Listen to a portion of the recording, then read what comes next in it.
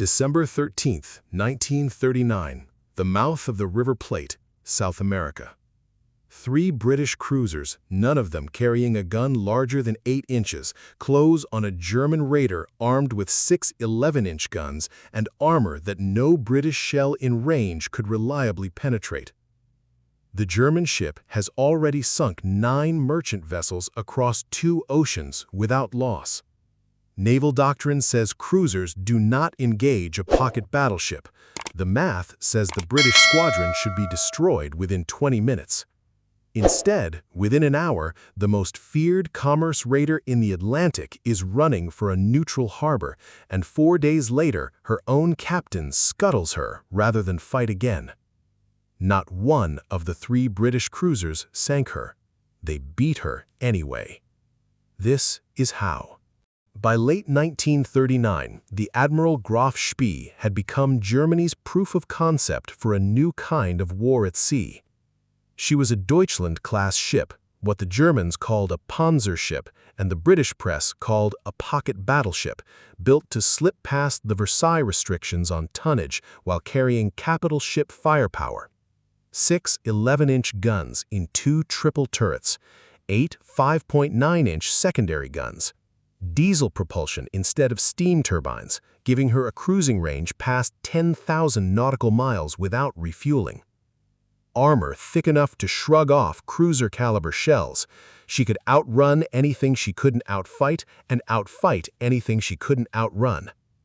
By December, she had sunk 9 Allied merchant ships totaling over 50,000 tons across the South Atlantic and Indian Ocean, and the Royal Navy had committed 8 separate hunting groups to find her.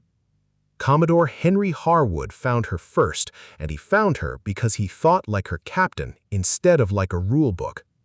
Harwood commanded Force G, the South America Division, the heavy cruiser HMS Exeter, and the light cruisers HMS Ajax and HMS Achilles. Exeter displaced 8,390 tons and carried 6 8-inch guns. Ajax and Achilles were smaller still, roughly 7,000 tons each, armed with 6 6-inch guns apiece. Individually, none of the 3 came close to matching Graf Spee's firepower or armor. Combined, their broadsides still could not equal hers. Harwood calculated that a raider working the South American trade routes would eventually need to hit shipping converging on the River Plate estuary, and he positioned his 3 cruisers there before Graf Spee arrived, not after. If you're finding this kind of deep dive into forgotten naval engagements worthwhile, subscribing costs nothing and keeps videos like this one coming. At 0600 on the 13th of December, Exeter's lookouts sighted smoke on the horizon, then unmistakable pagoda-like superstructure. Kapitan zur See Hans Langsdorff aboard Graf Spee misidentified the approaching ships at first as a light cruiser and 2 destroyers escorting a convoy worth pursuing and destroying. He turned to close the range and attack. He had, in that instant, been given the exact fight Harwood wanted him to accept. Harwood's tactical decision was the heart of the entire battle. He split his squadron. Exeter peeled off to attack from one bearing, while Ajax and Achilles attacked together from another, forcing Graf Spee to divide her fire or concentrate on one group while the other closed unopposed. Graf Spee chose to concentrate on Exeter, the only ship in the British force with guns big enough to threaten her armor. The next 40 minutes were the worst of the war for any British cruiser afloat. Graf Spee's 11-inch shells found Exeter repeatedly. One salvo wrecked her bridge outright, killing or wounding almost everyone stationed there. Her commanding officer, Captain Frederick Bell, had to fight the rest of the action from the aft steering position, relaying orders by messenger because the ship's communications had been shredded. Both forward turrets were knocked out in succession. Fires burned uncontrolled amidships. She took roughly 7 major caliber hits before she was finally forced to haul out of the fight, listing, burning, down to a single working turret, having lost 61 men killed and 23 wounded. On paper, Exeter should have been sunk outright.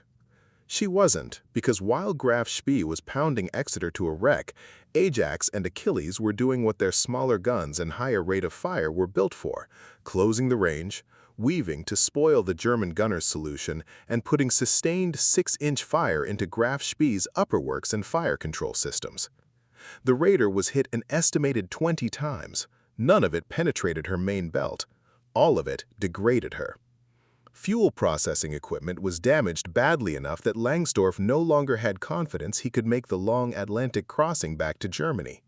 His galley was wrecked, his crew was exhausted, and critically, his ship's raiding crews depended on staying invisible and unengaged, the one thing this battle had just ended. Langsdorff broke off and ran for Montevideo, a neutral port in Uruguay, to make emergency repairs. International law gave him 72 hours before he'd be forced back to sea or interned. British naval intelligence spent every one of those hours manufacturing a threat that didn't exist. Signals were leaked suggesting the battlecruiser HMS Renown and the carrier Ark Royal were steaming in to finish the job, when in truth, the only reinforcement actually in position was the heavy cruiser HMS Cumberland. Langsdorff had no reliable way to verify what was rumor and what was real. Believing he faced overwhelming force waiting just outside the harbor and unwilling to send his crew to die for nothing, he made his decision on the 17th of December.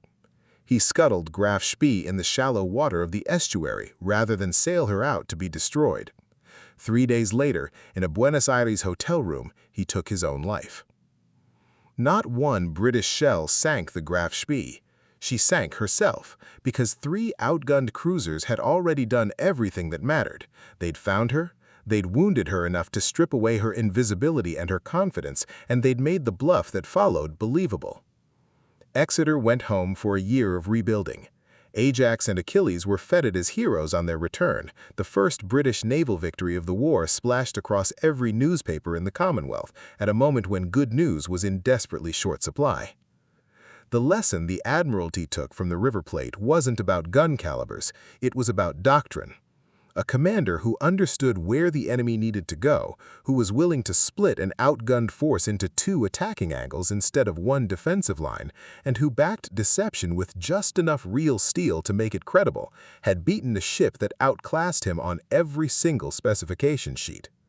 The paper comparison said Britain's 3 cruisers had no business fighting that day.